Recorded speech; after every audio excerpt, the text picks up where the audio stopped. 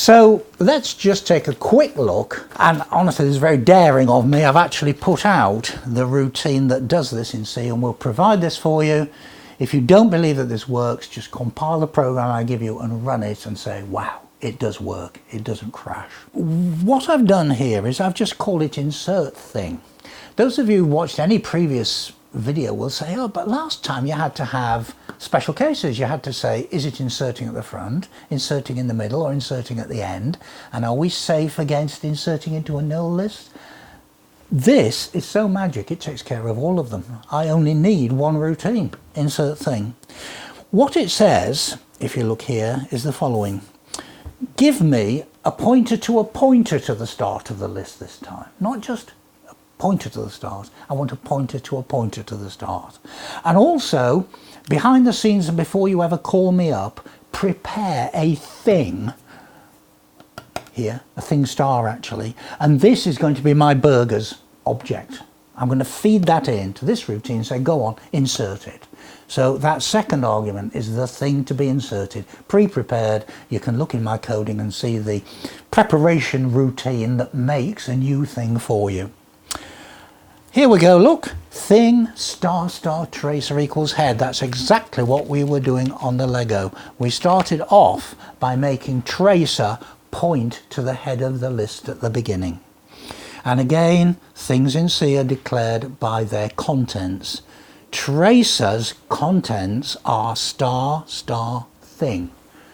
So Sean, what about tracer itself? If I wanted to point at tracer even, what's the type of the box tracer if its contents are star thing? Well, it's going to have 3 stars, right? Yeah.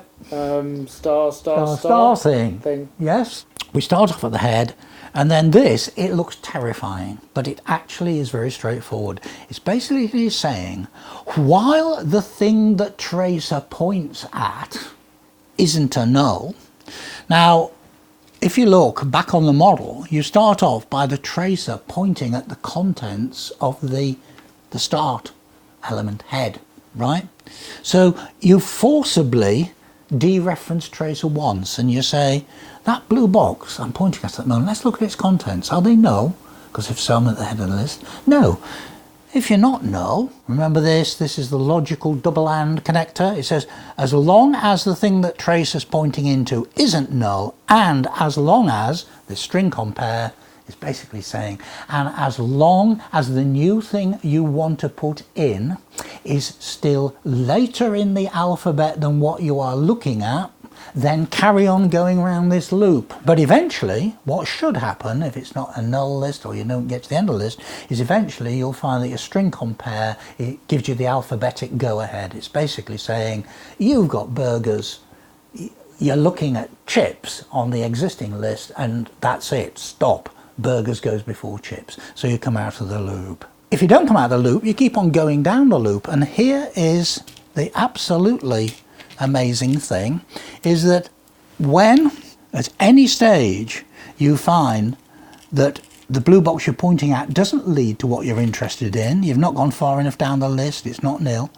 all you do is you move that tracer pointer literally onto a blue box.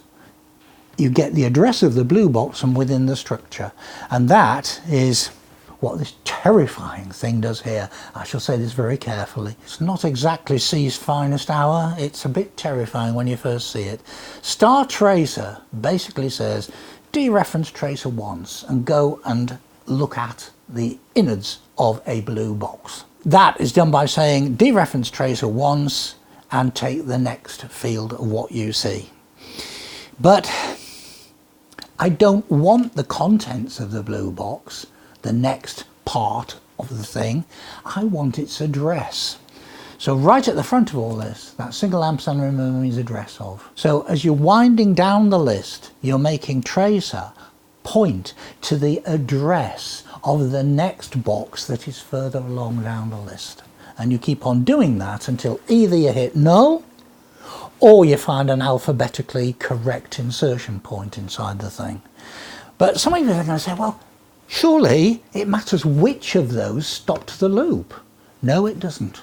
The really magic thing about this is that here's your splicing routine at the end, just 2 lines of code. It's basically saying, make your new pointer, make its next field be dereference tracer, and make star tracer be the address of the new thing. It doesn't matter if those things are got to the bottom of the list and have hit null. Believe me, look at it, work it out for yourself.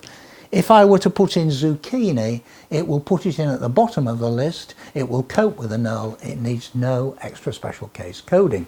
That's the story, really, that by going one level of abstraction out in terms of pointers, and given that you close your eyes to see syntax as how it does it, you've got a really lovely thing which in one compact routine takes care of all cases. So why isn't this better known about? Well, my friends tell me that if I'd only had more exposure to assembler in the 60s, I'd have been taught this by somebody. It's been known for years, it's old hat, nothing new. My reaction when I saw this was, well, I wonder if other languages can do it. And certainly our Algol 68 could, although it was hideously difficult, even harder than in C to do it in Algol 68, but it could do.